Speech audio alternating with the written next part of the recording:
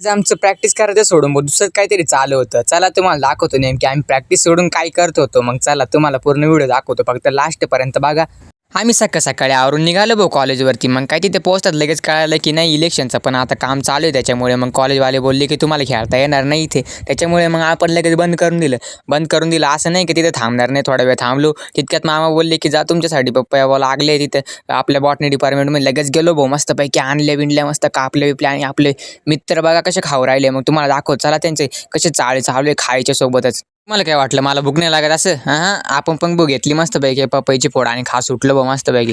आपल्याला कळलं तर की इथं आता घेऊन देणार नाही कॉलेजवाले. त्याच्यामुळे आपण लगेच भाऊ कांदा मार्केटच्या ग्राउंडवरती गेलो मस्तपैकी. तिथं गेलो तर आपलं काही खेळायचं नाही आणि दुसरं काहीतरी काम चालू असतं. मग काय भाऊ इकडं आम्ही दुसराच खेळ चालू होता.